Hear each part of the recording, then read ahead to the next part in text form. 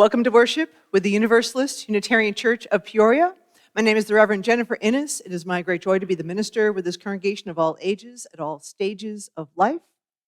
This is a beloved community striving to live into its mission of embracing freedom, loving wholeheartedly, growing in mind, body, and spirit, and adding to the wholeness and the healing of the world.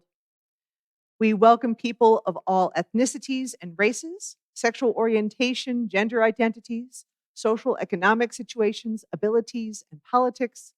We advocate for human rights, and we strive to be good stewards of this one earth. So in living our mission, we recognize the relationships of which we are a part. This is the ancestral home of the Peoria people. They and other nations were here long before the first European settlers came down the Illinois River. So we take a moment, as we have been asked to do, to recognize the Peoria people for who they were and for who they are today. I want to thank folks for joining us in person and online. We recognize how precious it is, how powerful it is to get together and to build community, to expand our circles of care. So I really appreciate everybody who shows, whether you have been here for multiple Sundays or this is your first, please, you are welcome. And please stay after the service today for coffee and conversation. If you're in person with us in Fellowship Hall, the patio is also lovely, might I say. And also there's probably some conversation in Zoom after the service as well. Speaking of the electronic things, let me invite you to turn your devices to worship mode, whether buzzy or silent. If you need a little help, don't be shy, ask a neighbor. It's totally okay. We welcome all technology. Let me have a couple of notes for today. This is the question box service today, in which if you are newer to us and haven't been to one of these services before, this is a moment when we get to create the service together. So I invite you, if you've not already done so, I hope you've gotten a little piece of paper or something. You can use one of the pew cards too, is to take that and write a question, something that you would like to see if I can respond to, or something that's been on your mind, something that might even inform the rest of worship for the year. And I will receive all of the cards. We'll collect them when the offering plates go around. We'll collect the cards then. The ushers will bring them up to me.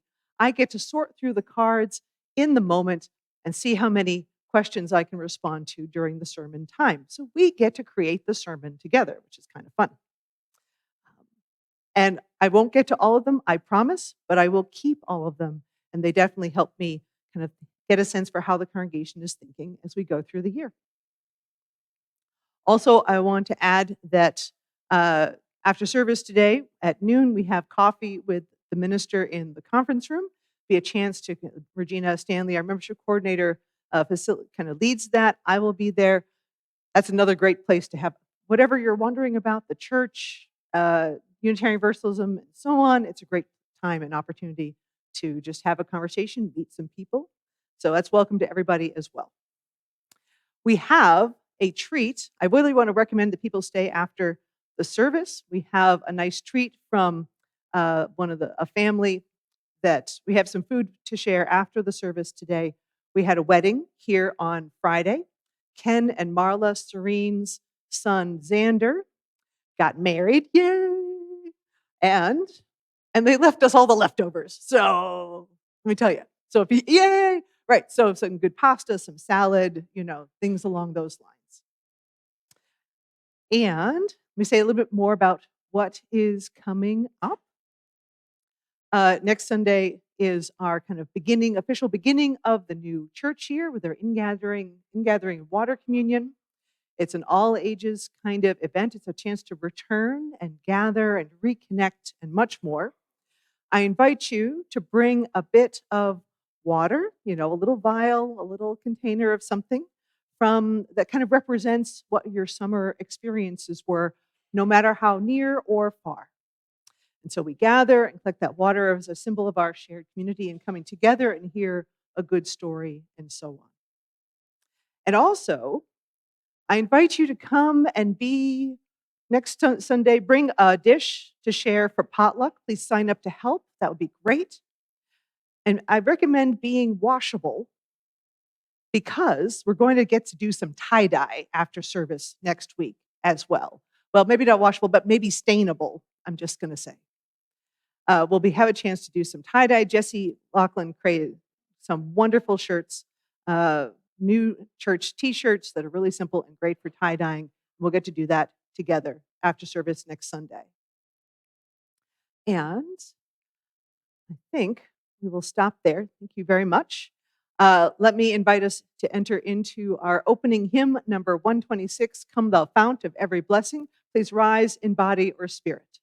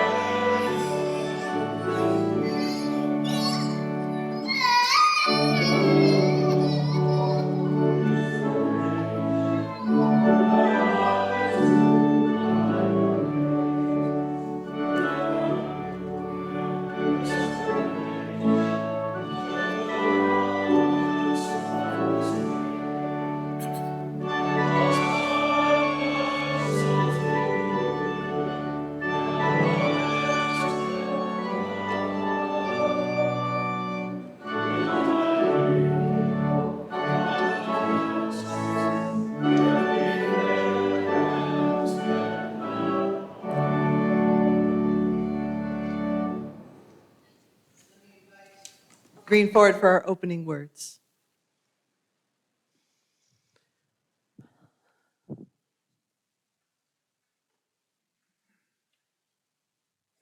Our opening words this morning come from Reverend Gretchen Haley in her poem, The Longing for Something More. Every little thing that breaks your heart is welcome here. We'll make space for it, give it its due time and praise for the wanting it represents, the longing for something more, some healing hope that remains. Not yet. We promise no magic, no making it all better, but offer only this circle of trust, this human community that remembers, though imperfectly, that sings and prays, though sometimes awkwardly, this gathering that loves, though not yet enough. We're still practicing after all, still learning, still in need of help and partners, still becoming able to receive all this beauty and all these gifts we each bring. Come, let us worship together. And I invite Regina and Riley forward for our chalice lighting.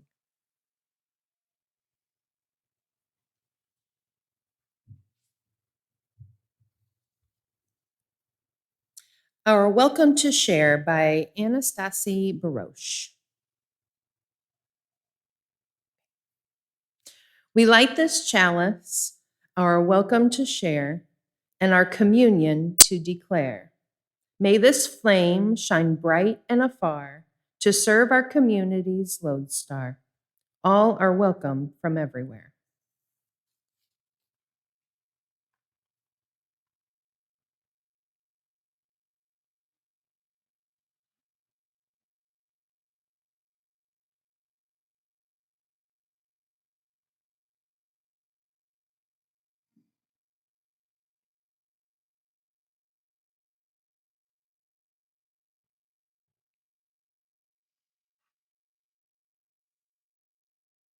There's been a number of reasons for our larger denomination to be offering witness into the world for the hope of justice, for the hope of fair treatment for people, for all.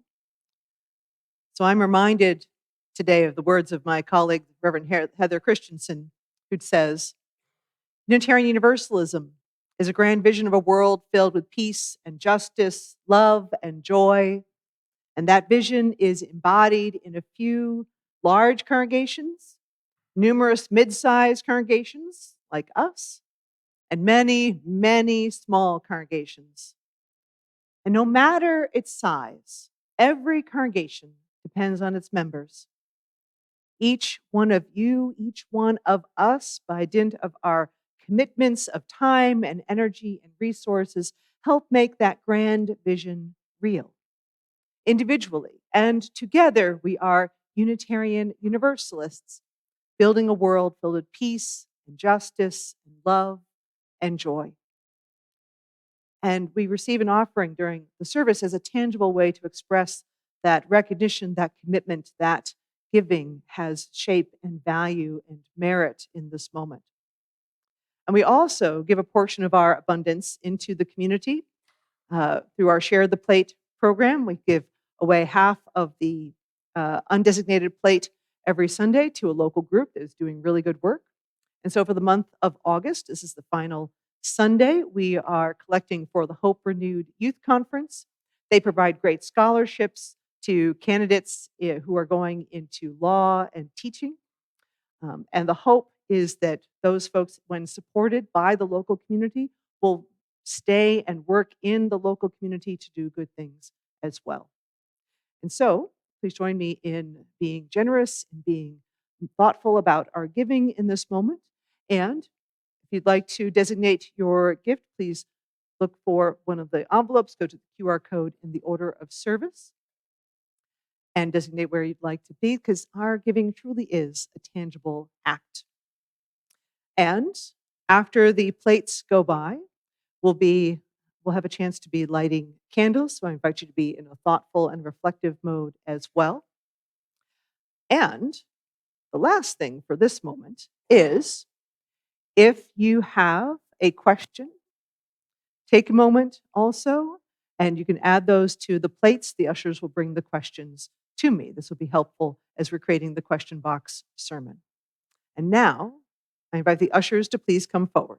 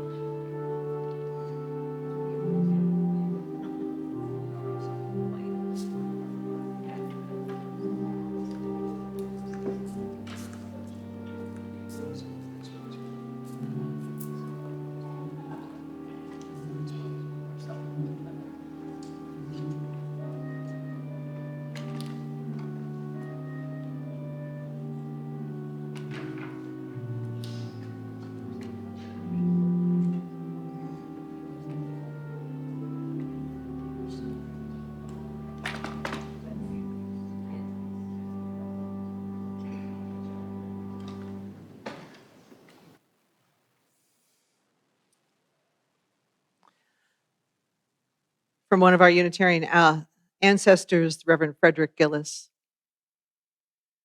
We come from many places, seeking a center for our lives, a sense of wholeness. We come from dry places where the words and the knowledge seem broken into brittle fragments that do not cohere. We come from overfilled places where information abounds, but there is no real understanding. We come from hard places where feelings are dulled, hollow places where meaning seems empty. Now is the time for quiet reflection, when we come to be emptied and filled with the life spirit that flows in and among and through the world. Empty us of clatter and confusion, the information we thought all sufficient. Quiet our minds, center our spirits, ground our being. Enable us to find the power that is already within us, power for love, creativity, hope. Open our eyes to the sustenance that already surrounds us and upholds us. Help us see the miracle of life in each moment and each cubic inch of space offering a gift of opportunity. May our minds be open to wisdom and our spirits be open to grace. This is the time for the sharing of joys and sorrows in the congregation. I want to thank members of the Girl Scout Troop 4031, specifically Penny Keister and Molly Hicks, for their work in the rain garden on Thursday. It's just off the edge of the patio outside. They refreshed some of the plants and they added a new post with the name design that is consistent with other posts and designs on the property. Will Keister was a big part of the day as well. Evan Stubbs, I think he was there for a bit on his lunch hour. The Scouts will also create a brochure and add information to the church website to say more about the rain garden as well. I want to thank the small but mighty team that helped with some of the interior cleaning yesterday morning. There are far fewer cobwebs and bugs in the sanctuary and on the windowsills throughout the building. That was a relief, I'm just going to say. I also want to share, we have a lot of joy today. This is great. We have another joy from Friday that we had the wedding. Marla and Ken Serene's son, Xander, married his wonderful love, Elizabeth, here at church on Friday evening. And we get a little bit of the benefit of that with leftovers in the for service, for fellowship after service. Right. Yay weddings. Yes. So yay weddings. We love weddings. Oh, and at the other end of those kind of celebrations, we congratulate Karen and Mike Zichterman as they celebrate their 50th wedding anniversary.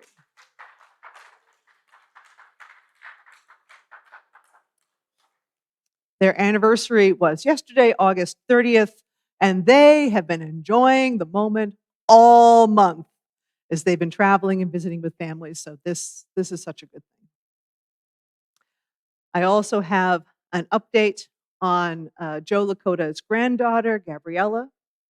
Gabriella was severely injured a little bit like over a month ago in a very bad car accident. And Gabriella is improving, and she is able to walk, and she's had surgeries, and she's had good care, and the path will be long, but Joe and her family have hope, and this is a good thing. In our larger world, this week marks the 20th anniversary of Hurricane Katrina and the devastation that ensued from both the weather and the human response in Louisiana, especially and along the Gulf Coast. This is a profound moment for so many people who were directly impacted by that and were in the circles of care of people who were also impacted by such devastation and such loss. And I want to offer a note for us to invitation to participate, invitation to keep in our hearts if we're not able to participate, that this is Labor Day weekend. So of course we must thank our unions, because unions, yes, and yes, that's worth. Thank you. And that many of us will be in the Labor Day parade tomorrow, and its focus on workers over billionaires. Yeah, that's a good thing too.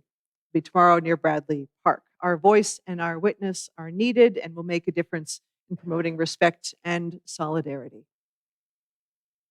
Now I invite us into one more moment of quiet, one more moment for all the joys and sorrows, names and milestones that are among us and remain unspoken.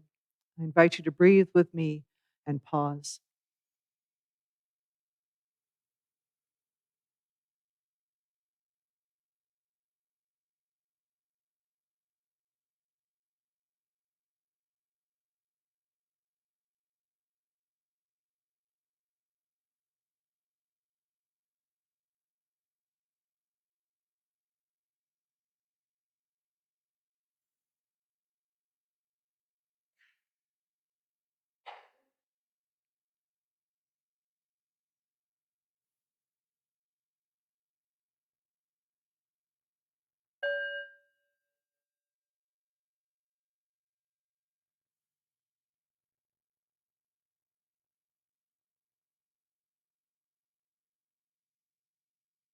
Amen.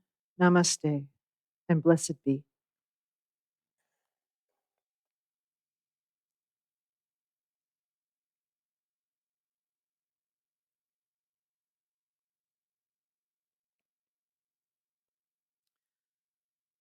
So Jesse Laughlin is having a well-deserved Sunday off. Yay, Jesse. And so I get to do the Time for All Ages today. And I need to thank my colleague, the Reverend Hannah Roberts Villeneuve in Appleton, Wisconsin, for the inspiration for this. So we have a treat and a little special dispensation for having candy in the sanctuary. So today's sermon is a question box where you send in your questions. I do my best to answer them. If you've still come up with a question, you can still hand them in while we're kind of doing all this too. Now, sometimes the questions need more thought and more pondering, and sometimes the questions don't have one answer because, of course, they don't. Sometimes we need more time, and sometimes there's a mystery, and sometimes it's hard to come up with an answer in the first place. But I get to ponder them all. Now, for today, we have a chance to wonder and discover together. So I have dum-dums. I have dum-dum lollipops, and I have separated out the ones with the known flavors.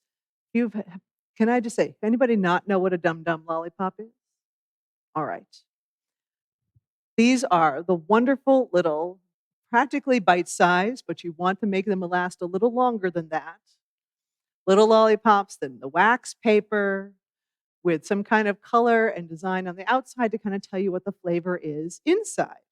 This one is watermelon, has a little watermelon slice on it, right? But then there's the mystery flavors.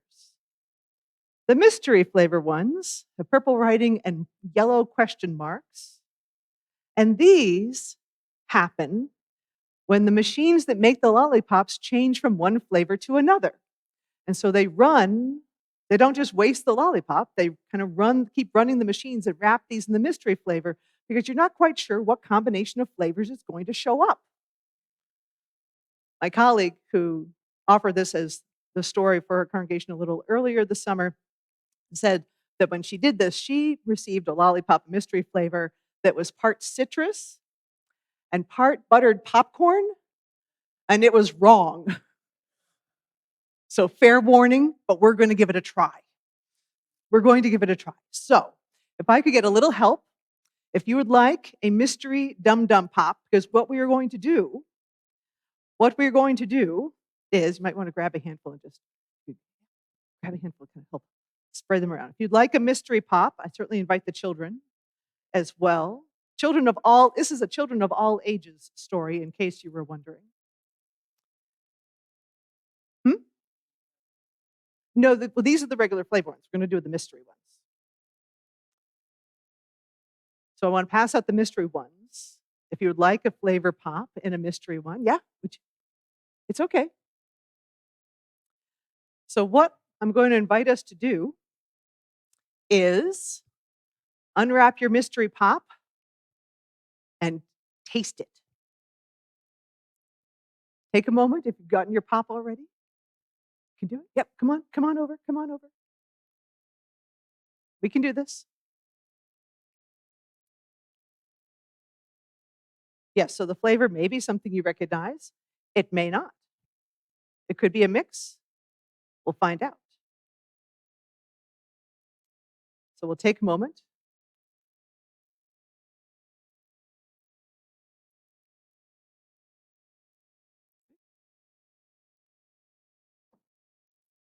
I wasn't quite sure. I couldn't find a way to order just mystery pops. So we had to buy 2 bags and pull them out. What a bummer. That was hard. My daughter helped. It was a burden, I tell you. All right. And lo and behold, this is kind of a little lobes and lollipops kind of event. We seem to have enough. This is great. All right, Katie, may I have one too? I think I need one as well. I didn't take mine. Okay, good. Oh, look. Okay. All right, so give it a go. Take a pop, take a taste.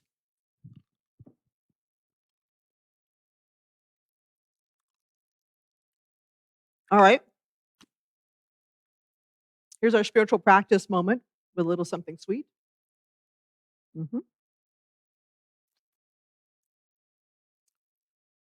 All right, what flavor do you think you have in the mystery pop? What flavor? Grape? You think it's really clearly grape? Okay. Dave? Cherry and butter? Oh my gosh, look, we got a combination. Okay, what else? Who else has a flavor? Jean? Cherry and lemon. Oh, that sounds pretty good. Yes, way in the back. Oh, try it again. Butterscotch. Yeah. Pink lemonade. Great. Yes. Banana pop. See? Banana popcorn. Okay. Cream soda. Yes. B. Lemon. Great. Yes, abs. Great. Grape, the sequel. I like that. Yes, go ahead. Pineapple bubble gum. How is it? Okay. Yeah, good. Root beer? Yeah. Cherry? Yeah. Pineapple lemon. Oh, that sounds actually pretty good. Terry? Grape and lemon. See, look, I was like, is this actually real or is it urban legend? No, it's real. All right. I think I have butterscotch. All right. So, thank you for the little experiment. Sometimes it is hard to know and understand what happens in our lives. And sometimes part of what we do with each other is hope to help each other at church, because we know that especially once we're before we get a little bit unwrapped and a little reveal of ourselves, that we too are mysteries.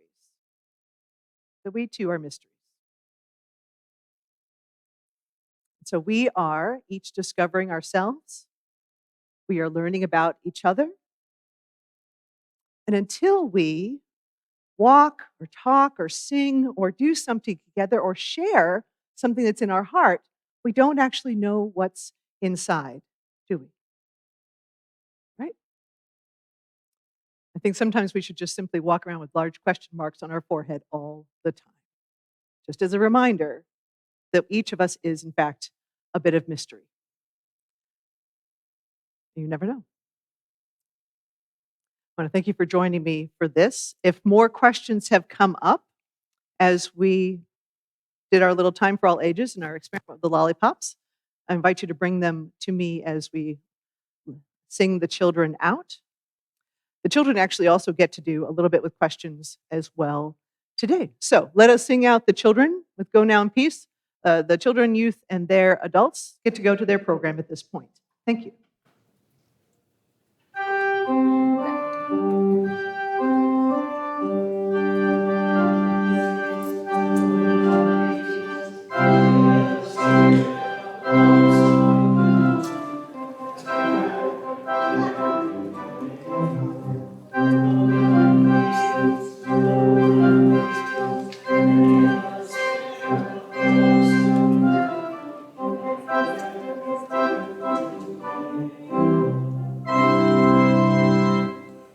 Thank you, Jean.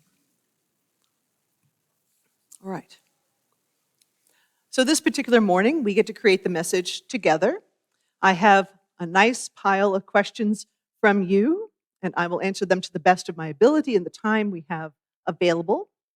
And any questions that I don't get to directly in the course of this service will inform worship for the year to come. I keep each year's questions, and that helps me understand what's the flow and thinking of the congregation in a particular moment. And they kind of add up, and it's kind of a gift to go back through and see what were some of the themes in any given year. Last year, for example, there was a strong theme of kind of spiritual exploration, spiritual kind of wanting to know more about different religious practices and so on. And so we were doing that, trying to keep that in mind through the whole of the year, along with Jesse Laughlin and Regina and myself, as we were looking at how do we want to, what are the needs of the congregation, how to shape that. So you may wonder, why is Reverend Jennifer looking to us for questions? Doesn't she have plenty of things to talk about all on her own? Or is this her way of getting out of writing a sermon? Well, to answer the second question is, yes, we have only begun. Doesn't she have plenty of things to talk about? And the answer, of course, is yes. We have only begun to explore the larger message of progressive religion in this time and place. And to answer the third question about the writing of the sermon, to show up and answer the kinds of questions that you may offer with nearly no time to think about them and no way lets me off the hook. So add that to the face that what we also are doing in this moment is in the context of worship. This isn't a discussion. This isn't kind of a conversation or a class after service. This is in the context of worship, and it also must really want to remain so. And so whatever is asked of me or asked of us, believe me, this is both fun and serious business. And also I want to say why Unitarian Universalist ministers ask for questions from the congregation, because I have colleagues all across the country who have this practice at various times of the year. So our congregation chooses who preaches and who leads worship. And once chosen, a minister may say what they want as they see it. This is liberty as part of what's our free pulpit tradition. I preach the truth as I call it and as I best know it for the sake and growth of the congregation. And at the same time, part of the trust is placed in the preaching minister that what we speak to will address our lives, our larger concerns. And so to do so without asking for input means that I lose out on an enormous source of information and inspiration. Because I got to say, your questions kind of inspire me as well. And it's, I think, asking for these questions is part of what we do as a covenant, part of what we do in living our promises to one another for the sake of our larger congregation and for the sake of our larger movement. So I will answer as many as I can in our usual kind of preaching window time, and then we'll see what happens. So let's begin. Can I tell you, after having done this for something over 20 years at this point, at least once a year, I never get tired of the ritual of laying out all the questions to see them all at once. It is by itself a gift. And this time you've come to me on many different kinds of sizes of paper. This is fantastic as well. It's kind of part of the fun. I'm an arts and crafts kind of person, so this is great. All right. Let me start with something that's really straightforward to get me warmed up, which is, do you visit in the hospital? Do I visit folks in the hospital? And the answer is yes. The challenge is people can be in and out of the hospital so quickly these days. By the time I've heard it, people might have already been gone. But I am always happy to hear how somebody is doing. I'm always open to hearing. My phone number is everywhere. Texting is the fastest way to get me. I would appreciate knowing if someone's in the hospital and wants a visit, by all means, just let me know and I will do my best. And that would be we really appreciate the opportunity to do that. And also it'll help reach out to the caring committee as well. Yes, thank you.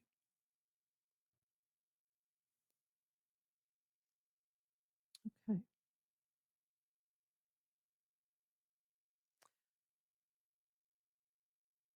I think we have a practical question. I think I have to answer it given that next week is a potluck. What is your highest recommended potluck dish? I'm going to say I don't think I've gotten this question before, so there's a new one. Thank you. And gosh, highest recommended. Something that's still there by the time I get to it because I'm always at the end. It's kind of the practical answer. But I mean, highest recommended, something that is easy to put together, satisfies a lot of different tastes, has a little protein, has a little fiber, has all those kind of textures and things like that. I have discovered this great kind of kale chickpea salad that I'm enjoying making. It's got feta, it's got craisins in it, it's got all this kind of texture. And it feels like a little bit indulgent and a little healthy. It's the best kind of combination. But you know what? If you make a really great loaf of bread and bring it with really good butter, can't lose. Can't lose. I will say, I so appreciated, speaking of potlucks, I love when I got a chance to be introduced to Southern food when I started my ministry in, here, I'll get that. That's fine. When I started my first ministry in Tuscaloosa, Alabama, when I was coming from Massachusetts to Tuscaloosa, which was quite the leap. Yeah, Massachusetts to the deep, deep South. The weekend that I was getting to know them, they were getting to know me. They had a potluck, and I had gotten to the end of the line. I had sampled many, many things, but I was at the end of the line, and somebody at the beginning of the line said, "Hey, make sure the pastor gets the cheese grits." Yeah, I did. I had already gotten the cheese grits. I assured them that I indeed had the cheese grits. I think that might have been one of my first times trying them. They were great, of course. Let's see.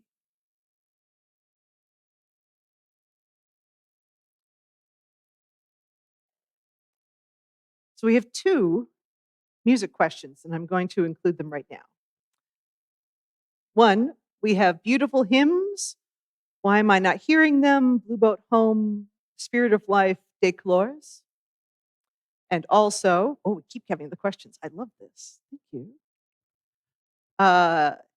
And also, can we include country and country western songs in our services, i.e., Be Humble and Kind by Tim McGraw?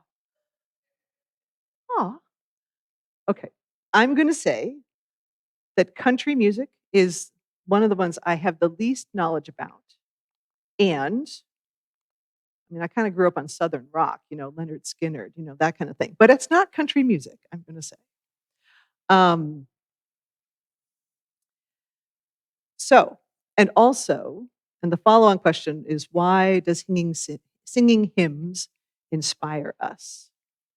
So I'm sensing a theme of music, which is great and wonderful.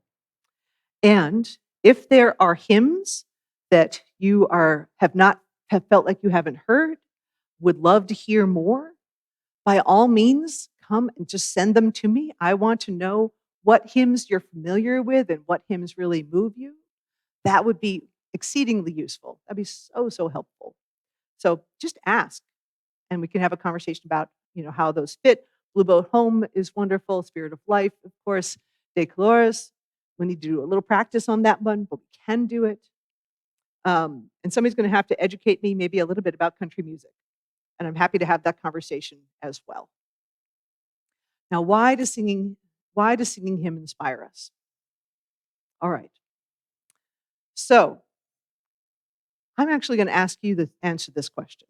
Why do you find hymns inspiring? What is moving about singing a hymn together? I'm presuming you're asking about for congregational worship. I'm sorry? Makes one collective voice? Yeah.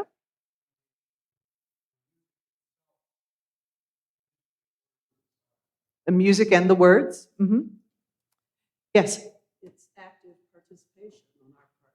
Active participation. Yep, all good. Yes.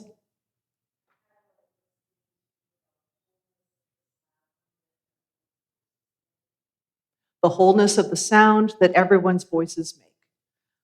I couldn't ask for a better answer. That's great. Thank you. Yes, Tom. I think sometimes it resonates. Yep. Resonates a chord inside and infects you emotionally.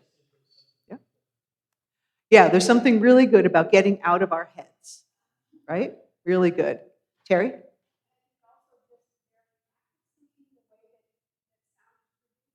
Mhm.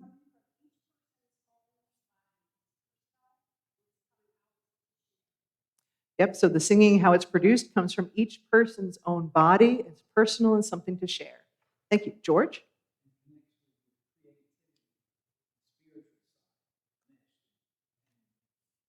One of the things I've learned over many years as a nurse is you can have deficits in other areas.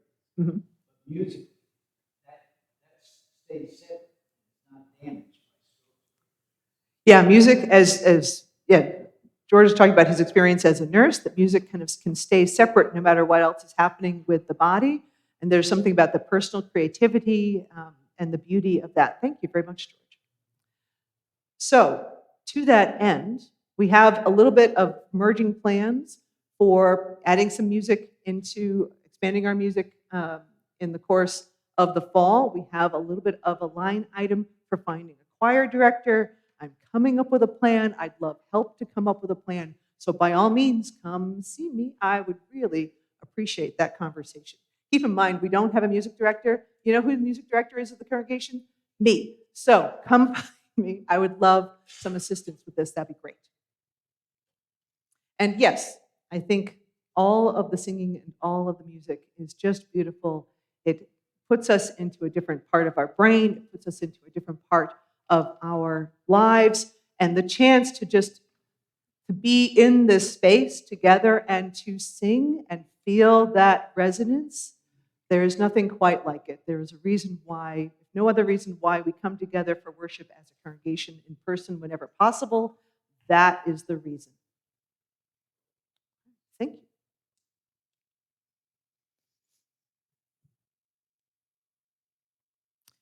So I do want to respond because there's some of these questions I don't want to lose track of. One is, why do we not offer communion, especially on Easter? Why do we not offer communion, especially on Easter? Okay. Now, I will say, we can offer communion. We could. In fact, I'm a big fan of church equipment. And this congregation has those silver trays with the little spots for all the cups, We, in fact, have a couple of sets of those, plenty for the whole congregation. So we can. Now, part of what I do is try to read what the flow of the congregation is like. There hasn't been a lot of demand for that. But by all means, I think the congregation likes some ritual. We've been finding that in the course of little things here and there, especially this past year. And sometimes congregations may not have communion during the service itself, but may have a separate moment, like at Easter, for a communion service, kind of early in the morning. I'm not going to commit to a sunrise service on Easter. I'm not going to commit to that. But truly, we have more than people might think. This is part of why we kind of unwrapped the mystery here. We have more theologies among us than maybe we are aware. And that includes a range from atheist to agnostic to Christian to theist to Buddhist and humanist and pagan of many, many kinds and much more. So if there's an interest in kind of having a communion moment, we can in fact do that, and I'd be entirely happy to hear more. And there are ways to do that in a context such as this, where it's largely humanist. I do not consider myself Christian, but it is part of our tradition. And so we have ways to celebrate certain rituals from other traditions in a way to do that with integrity as well.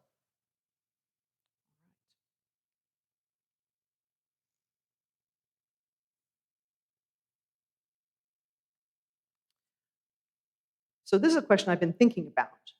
We acknowledge the land of the Peoria people, but what, if anything, has the church is doing to help the remaining Peoria people? Very much appreciate that question. So we recognize the Peoria people, and what have we done? What are we doing to stay in relationship with them? So way back in about 2010, 2012, one of our wonderful members, Dave Wyman, who's now in Santa Fe, he did excellent work on what's called the doctrine of discovery, the profound colonialism that came from Western Christian dominance and trying to take over the world, essentially, and including the erasure of indigenous and native peoples on this continent.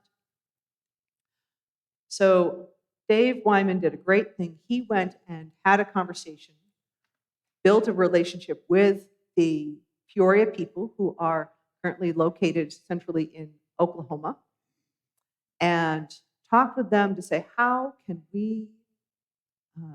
might we recognize relationship? How might we honor the Peoria people? And so we were asked, the one thing we were asked to do was include that recognition every Sunday in worship. And that's why we do it. And so I may say something pretty similar nearly every Sunday, but I do so with the knowledge that this is a profound task that we have been asked to do. And we do this together. And that's why we do it. Now, what you could do, and one thing I've done, and I'm going to look forward to having maybe a chat with Dave in a little bit, is saying, hey, Dave, where do you think we could go with this? If you are on Facebook, the Peoria Nation has a Facebook group, and I follow them online. And they are celebrating, they are doing great things. And I even have a sense, I could even figure it out this summer that I have in fact driven through where they are at this point in that part of Oklahoma. So I even have a sense of geography of where they are now. And I would encourage everybody to do the same. If you want help with that, please come and see me. I'd be happy to help. Let's see.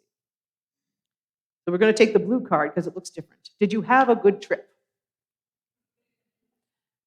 So yes, I have been doing all kinds of travels over the course of the summer, the past few months, including to our larger denominational meeting, General Assembly in Baltimore, Maryland, at the end of June. And the theme for that meeting this summer was Meet the Moment. Knowing that there's so many things that we need to be tending to, we want to be paying attention to, and how do we sort out and focus that in this time? And so, uh, and so they had threads and opportunities. I went to the worship thread. There were social justice. There were membership. There was education. And that by itself was simply, that focus of this General Assembly to me was a chance simply to reconnect with people, a chance to find my colleagues, to find people that I hadn't seen in a long time, or maybe even meet new people, and to just make that connection. And that by itself is a powerful countercultural act to make and keep connections. We also had a chance to go to Religious Education Week at Ferry Beach in southern Maine, our historically Universalist conference center in southern Maine.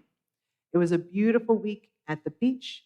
We had to grow together, we got to learn together, we got to celebrate youth who are becoming young adults and young adults who are merging out into their world, among other things, and explore the theme of brilliance in this time.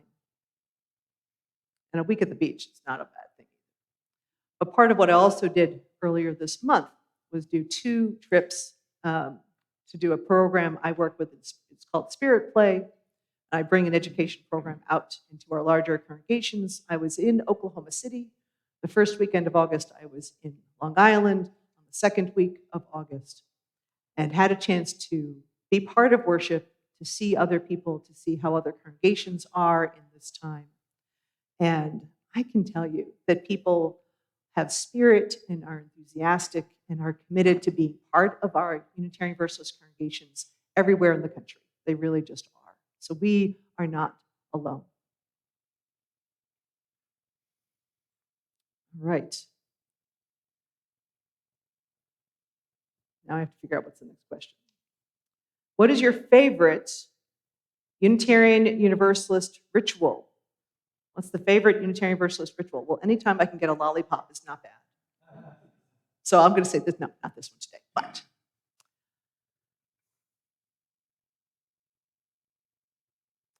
I would have a challenge in choosing between the flower communion and the water communion because each are so profoundly different. They come from passionate sources and inspiration to be among us in the first place.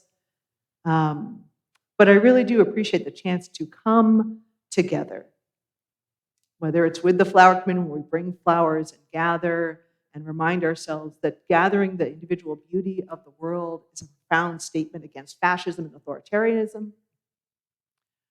And that in water communion next week, to come together, we recognize that each of us brings something and adds to the flowing stream of life. Yet again, we are not done. We are not defeated. We are gathering and we are great.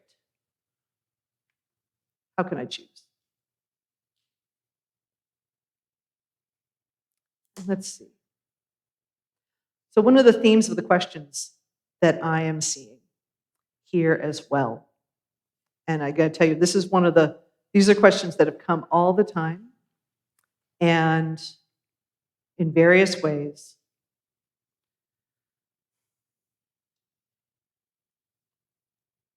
And they're particularly acute in this moment. Along the lines of, how do we affirm the worth and dignity of human beings who habitually engage in cruel acts that deny the worth and dignity of other human beings? I'll read again. How do we affirm the worth and dignity of human beings who habitually engage in cruel acts that deny the worth and dignity of other human beings?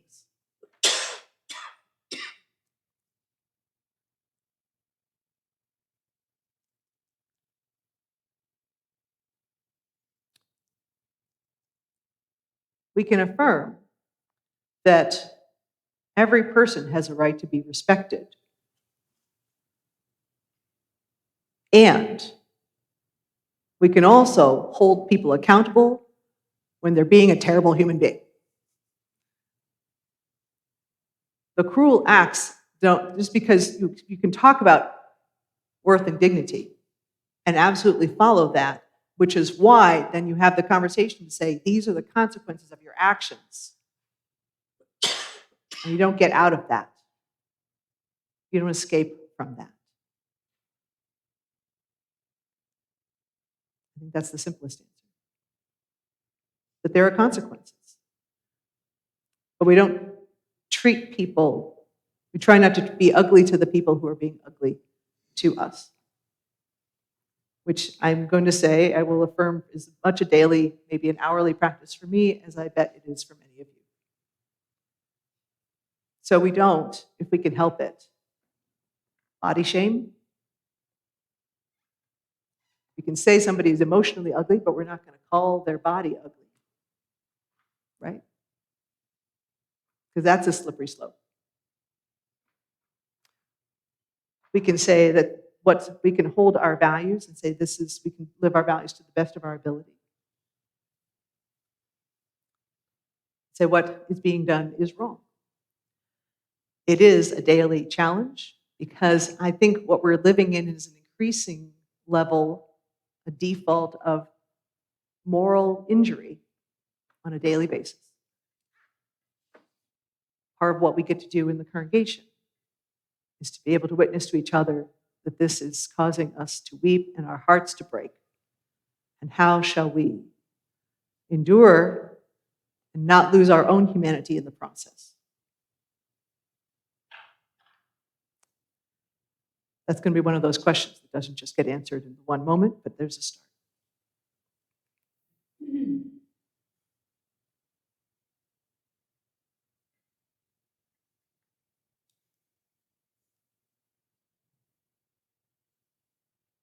Let me do one more question, just to give us a close, because there's a whole lot more I haven't gotten to.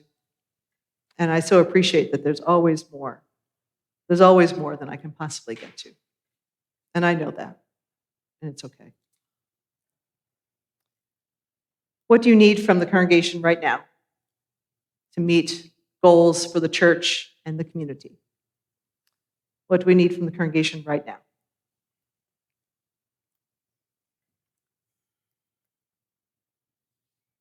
Presence, which is what you're doing right now and today. That's a good start. We need to be as thoughtful and as direct and as compassionate as possible.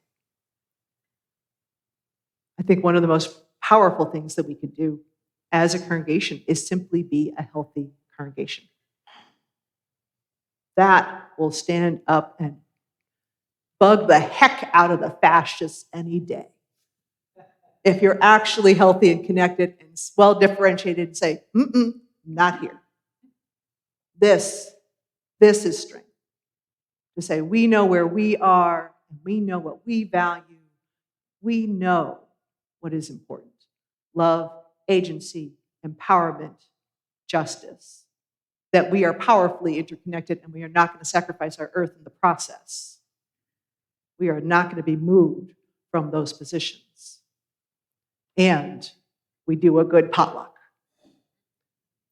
We do good care for one another, because that is as best an expression of it as anything else.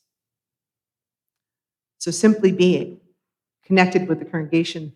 And part of what we need to do right now is we've had so many people come in and so many people who are trying to figure out their relationship with the congregation, because you've had folks who have been here for a long time. They may or may not be seeing their friends. We've had a lot of folks who are aging, can't get to church anymore. And we welcome everybody. But you don't just stop at the welcome. We have to make sure that we are checking in on each other to say, how are you doing? How are you feeling connected? Can I invite you to come sit at my table for coffee? That's one of our best, most valuable tasks, is to reach out to one another. If you think of someone, you're like, I wonder how so-and-so is doing, just call them right then. Or as soon as you can. Don't wait. Don't wait. Just reach out and check in. That would be enormously helpful and just good. And why not? And it's as powerful a political act of saying, yes, I see you as your fully human self, as anything we could do right now. I think I'll finish there. Thank you so much. It is always a privilege. It's always a pleasure. And by all means, you're free to come and disagree with me afterwards, too. That's okay. I trust that we will keep talking. And now, I invite you to rise a body or spirit for our closing hymn, one of the congregation's favorites. Come sing a song with me.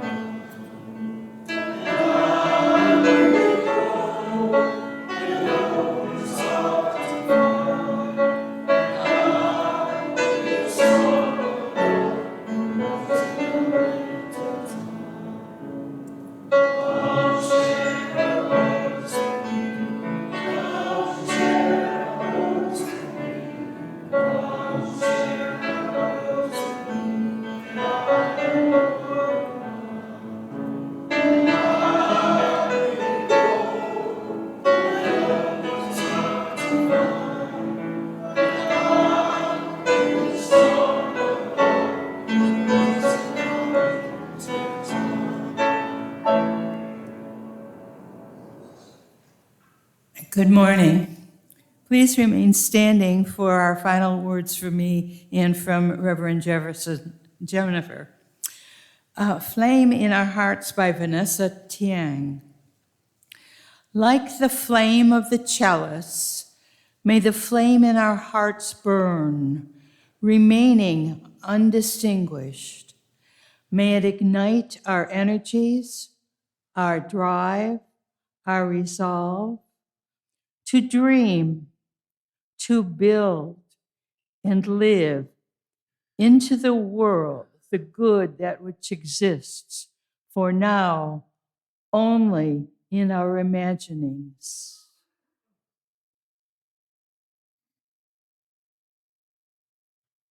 Our time for questions has ended, and still our search has only just begun.